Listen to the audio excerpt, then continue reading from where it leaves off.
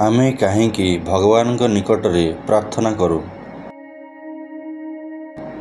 आमे भगवान को प्रार्थना करिबा उचित, जहा द्वारा आम कथबार्ता, आमर समस्या, आमर सुख एवं जीवन समस्त भल जिनिस पाई भगवान को धन्यवाद देवा।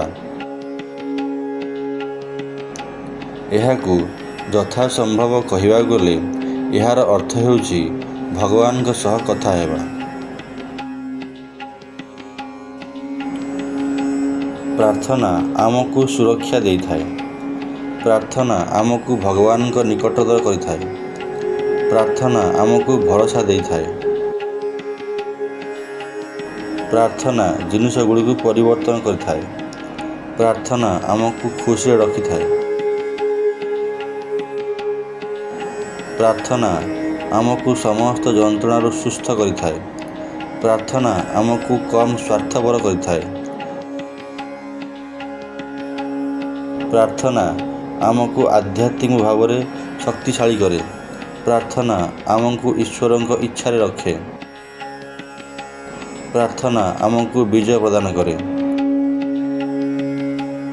जेतेबेले आमे प्रार्थना करू, प्रार्थना आमको आम परिवार को एवं आमे प्रार्थना करुथिबा लोकवानक पई आशीर्वाद दे थाए। यह मध्य आम जीवन रे अधिक शांति, सुख, समृद्धि दे थाए। आमे काहेकि ध्यान करिबा आवश्यक। ध्यान आमको शांत रखि थाए, शांति दे थाए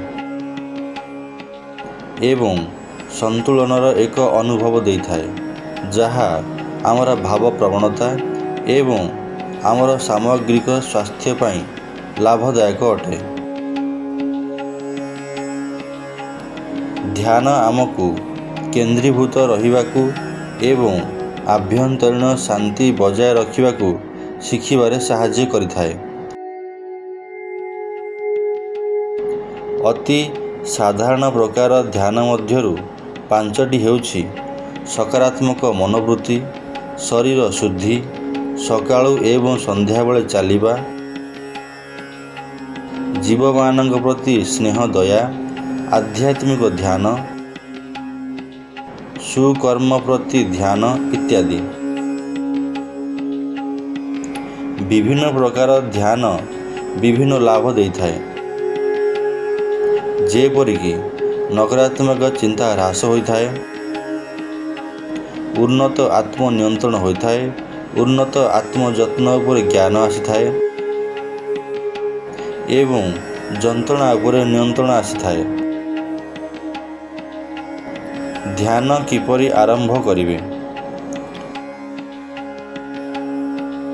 ध्यान एक जिनिस जहा समस्ते करि परिवे।